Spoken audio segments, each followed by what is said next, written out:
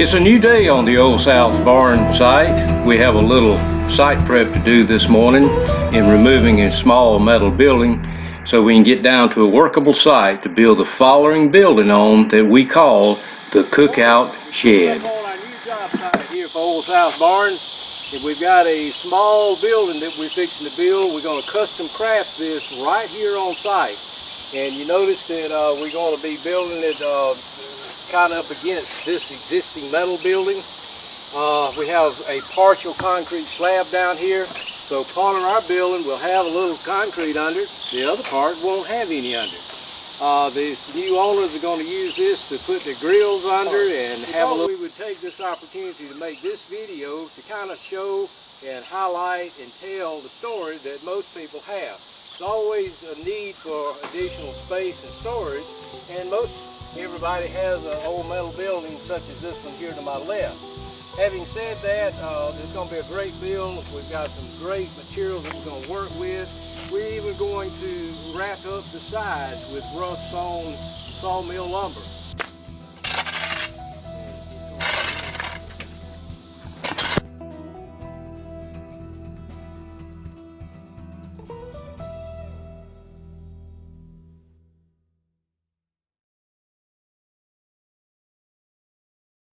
Barns, we're fixing to start building trusses for this building.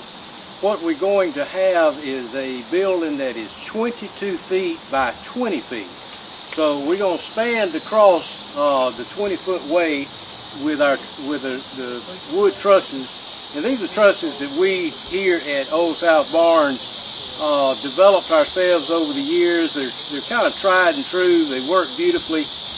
We've had great results with them. Very simple method of building, but yet structurally it's as strong as you can ask for. They're going to be built out of just dimensional 2x8 lumber. We will have some uprights placed in them that will be ties for the purlins on the roof when it's all said and done. We're going to go with a 412 pitch on this particular building. We're trying to match another building that already exists here.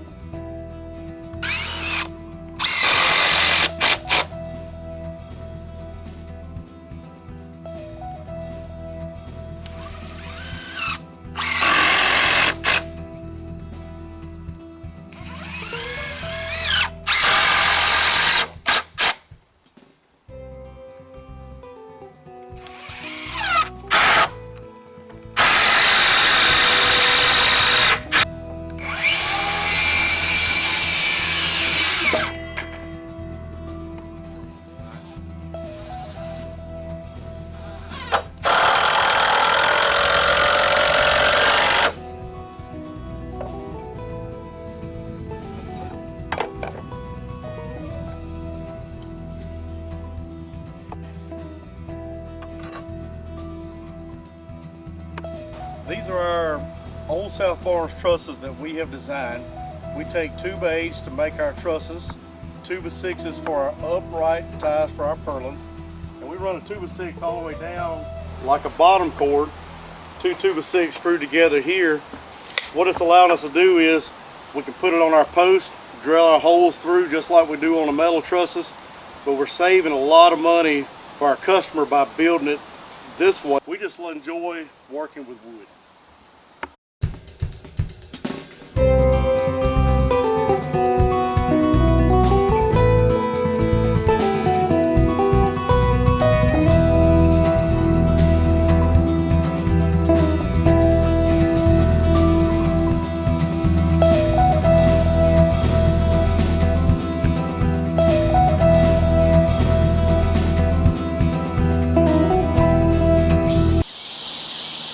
Galvanized bolt because we have pressure treated material.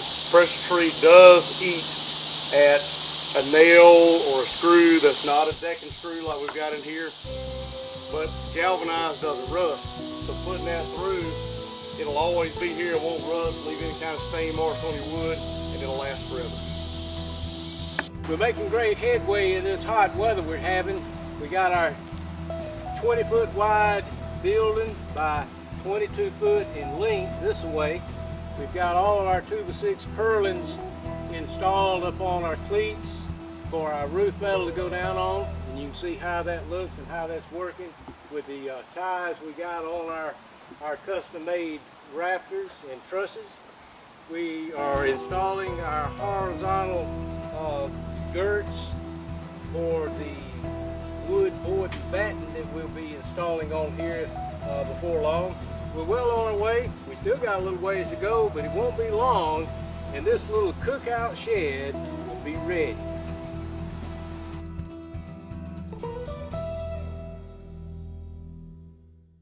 Hey, check this out. I want you to take a look at this sawmill lumber we just brought to the job site. We're just to use it to side both sides of this building we're working on. This is rough cut sawmill lumber. These trees have been down for about a year now, and the moisture content, when we put the moisture meter on it, is down around 8 to 9%. That's exactly where we want it to be. But take a look at this grain, and most all of this is running true. We've already cut 4 or 5 boards. We've got some very nice straight grain material, tight growth rings all the way across the board itself, which is actually going to make it more stable. In other words, the expansion and contraction this way is quite frankly not going to happen because of how straight and tight this grain is. What we're dealing with here, we've got 12-inch wide boards, a full 12, and we decided to go with a full 3/4 to add a little rigidity to the side of the building. Great product, it's going to look good, and it'll be a classic look on a great classic build. We really enjoy doing board and batten siding. This is a batten strip. It's 3/4 by 2.5. What we do, we've nailed up all of our boards across this side, and we take a batten strip, and right in between where we have the boards put together, you put a batten strip. Now in the old days, they would do that to keep the wind from blowing in, especially on a house situation. But in a barn like this, as they begin to dry, it'll keep any air flow or keep any sunlight from beaming into your building.